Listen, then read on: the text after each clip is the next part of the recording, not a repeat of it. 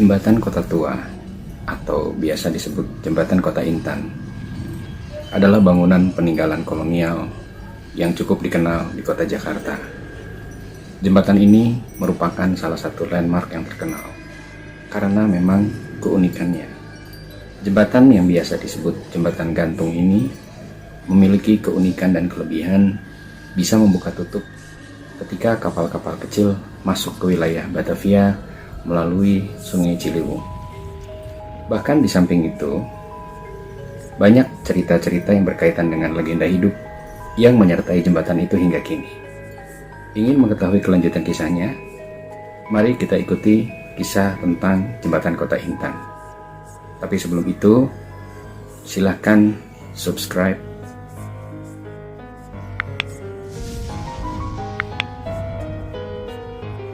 agar kita dapat mengikuti kisah-kisah lain yang tidak kalah menariknya.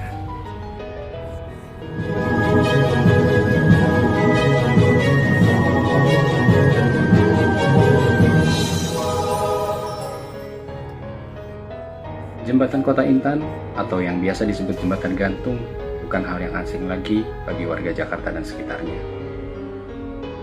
Jembatan yang terletak di Jakarta Utara itu merupakan landmark yang unik karena bentuknya tidak seperti jembatan pada umumnya yang ada di Jakarta. Pada tahun 1628, jembatan itu disebut Engelsburg atau Jembatan Inggris.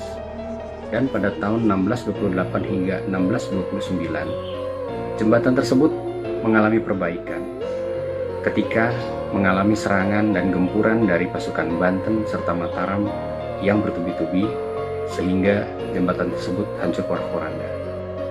Pada tahun 1630, setelah jembatan tersebut jadi, akhirnya oleh pemerintah Belanda diganti nama menjadi Hunderpasserbrug atau Jembatan Pasar Ayam. Lokasi Pasar Ayam tersebut atau biasa disebut Pasar Ayam Besar tidak jauh dari lokasi jembatan, yang jika kita berdiri di atas jembatan itu akan juga terlihat kantor pabean. Masyarakat sekitar ada yang menyebut jembatan itu sebagai Jembatan Pasar Ayam atau Jembatan Gantung.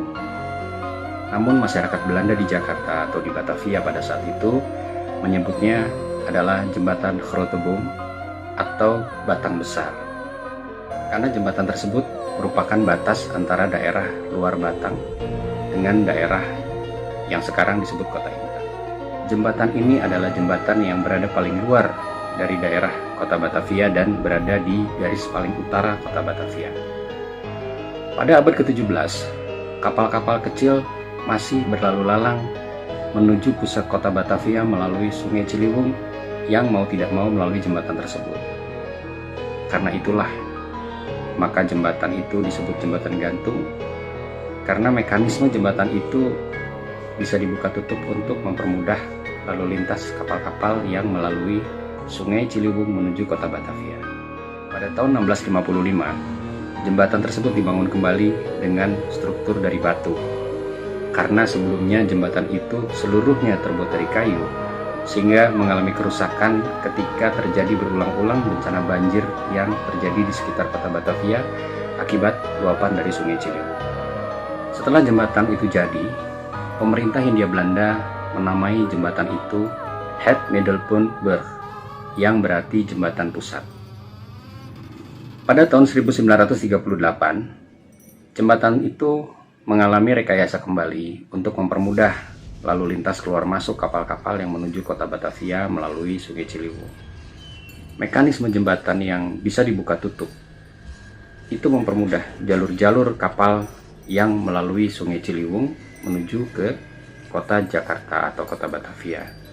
Dan kemungkinan kantor pabean yang berada di sekitar jembatan tersebut adalah kantor yang mengelola retribusi kapal keluar masuk, sehingga jembatan tersebut termasuk jembatan berbayar. Selain itu, mekanisme jembatan yang bisa naik turun itu juga untuk menghindari luapan air sehingga tidak mengenai konstruksi kayu yang berada di atas batu itu.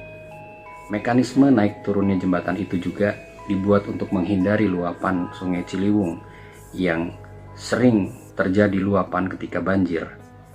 Dan pada waktu sebelumnya itu juga Pelapukan itu terjadi karena air dari Sungai Ciliwung itu naik dan merendam kayu-kayu yang menjadi konstruksi jembatan itu. Namun pasca proklamasi kemerdekaan di tahun 1945, pemerintah Republik Indonesia mengganti nama Juliana Bernhardt menjadi nama Jembatan Kota Intan sesuai dengan lokasi jembatan tersebut itu berada, yaitu di daerah Kota Intan.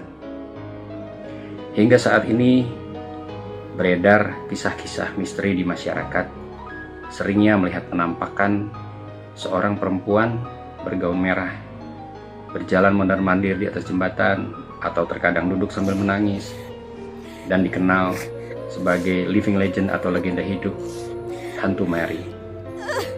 Konon menurut cerita, Mary itu adalah seorang berkebangsaan Belanda yang mempunyai hubungan asmara dengan seorang pemuda pribumi.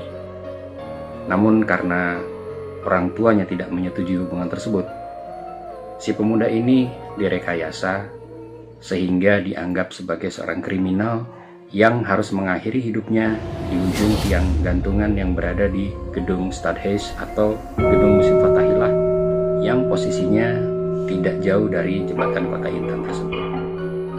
Menurut cerita, ketika eksekusi hukum gantung tersebut berlangsung, Mary melompat dari atas jembatan ke dalam air sungai sehingga meninggal di sungai tersebut. Akhirnya seiring dengan waktu, beredarlah cerita di masyarakat, sering adanya penampakan sosok perempuan yang hingga hari ini dikenal dengan sosok hantu Mary. Ada lagi cerita yang berkembang di saat malam Jumat. Konon menurut cerita, ada juga penampakan seorang perempuan berbaju putih mondar-mandir di atas jembatan tersebut. Menurut cerita masyarakat, katanya perempuan itu adalah sosok si manis jembatan Ancol yang mengalami kisah tragis juga, yaitu meninggal setelah diperkosa di jembatan Ancol. Boleh dipercaya, boleh tidak, kita serahkan kepada masing-masing.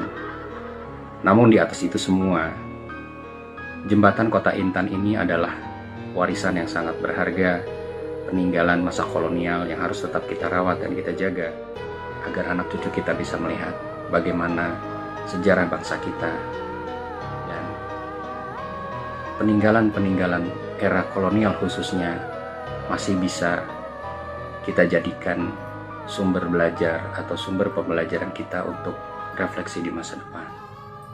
Jangan pernah melupakan sejarah, karena melindungi masa lalu menyelamatkan masa depan. Saya Ruli Rahadian, sampai bertemu di kisah-kisah yang lain.